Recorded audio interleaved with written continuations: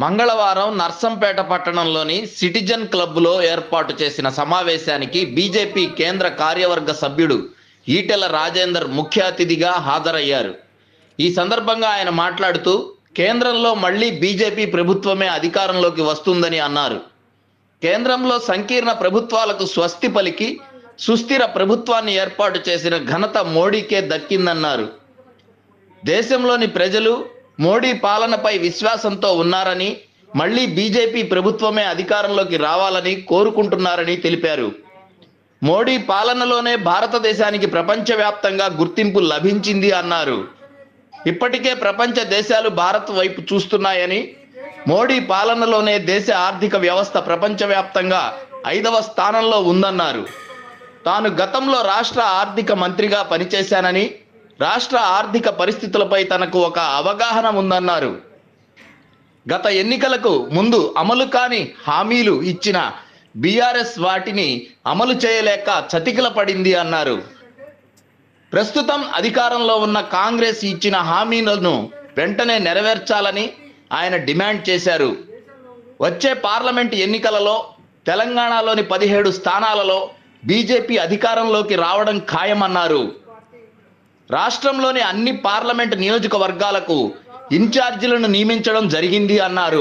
ఈ కార్యక్రమంలో Manukota parliament cluster incharge, రాష్ట్ర క్రమశిక్షణా సంఘం చైర్మన్ మూర్తినేని ధర్మారావు, మాజీ ఎంపీ గరికపాటి మోహన్ రావు, రాష్ట్ర ప్రధాన కార్యదర్శి గుజ్జుల ప్రేమేందర్ రెడ్డి, ఎస్సీ మోర్చా రాష్ట్ర అధ్యక్షులు కొండేటి శ్రీధర్, పార్లమెంటు కన్వీనర్ ముస్కు శ్రీనివాస్ రెడ్డి, వరంగల్ జిల్లా అధ్యక్షులు గంట రవికుమార్, ములుగు మానుకోట భద్రాద్రి కొత్తగూడెం జిల్లా అధ్యక్షులు నర్సంపేట అసెంబ్లీ ప్రభారి చందుపట్ల సత్యపాల్ రెడ్డి, జిల్లా ప్రధాన కార్యదర్శి రేసు శ్రీనివాస్, నర్సంపేట నియోజకవర్గ కన్వీనర్ వడ్డపల్లి నరసింహరాములు, కంబంపాటి ప్రతాప్, బీజేపీ నాయకులు Gogula Rana Pratap Reddy, Mahabubabad parliament co convener Ramachandra Reddy, Narsampet BJP councillor Seelam Rambabu, Veeranna, Jurru Raju, Narsampet పట్టణ అధ్యక్షులు బాలినేని జగన్,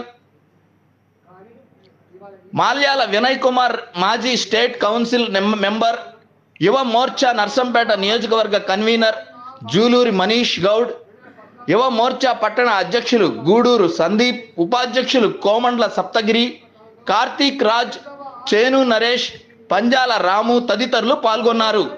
సంవత్సరాల పరిపాలన తర్వాత మోడీ గారు ఏ ప్రలోభాలకు,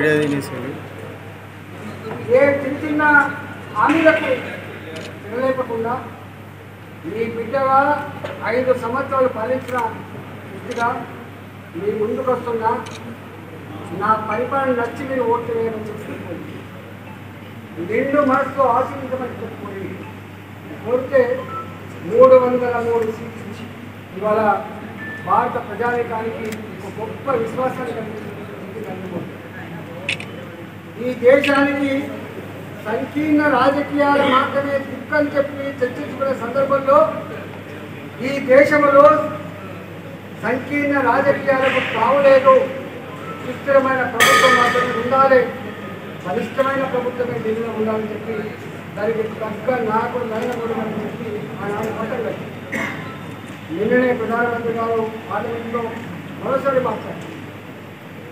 ఈ దేశాల్లో బాధ అనిపించే అంశం ఏంటంటే, చివరికి ప్రజలకు ఒక ప్రతిపక్ష పాత్ర పోషించే సత్తా కూడా లేని పార్టీ ఈ దేశంలో ఉంది. దాని బట్టి సాగు చేస్తున్నారు.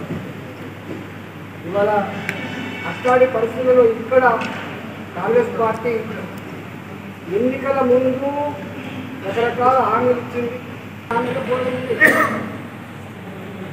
మాజీ ఆర్థిక మంత్రిగా, ఈ రాష్ట్ర ఆర్థిక వ్యవస్థ గురించి సమగ్రమైన అవగాహన వ్యక్తిగా కేసీఆర్ గారే రుణమాఫీ చేయలేకపోయిండు.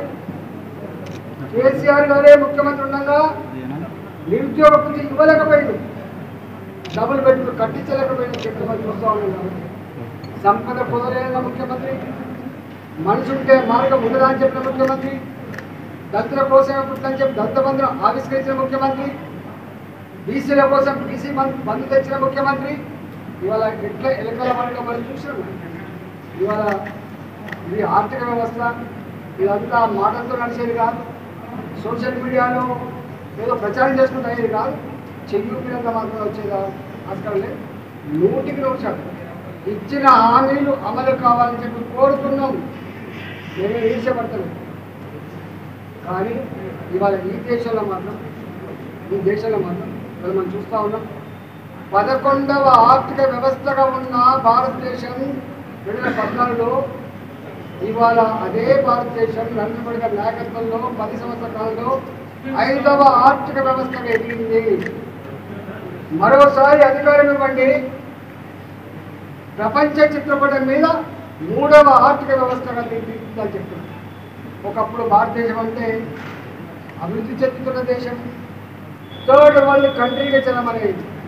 కానీ ఇవాళ భారతదేశం ఇవాళ ఎదిగిన దేశంగా, ప్రపంచాన్ని శాసించబోయే దేశంగా, ప్రపంచాన్ని నాయకత్వం వహించే స్థాయికి ఎదిగింది. ఇవాళ ప్రపంచంలో strongest president or prime minister అంటే నరేంద్ర మోడీ అని చిత్రపరిచుకొచ్చింది.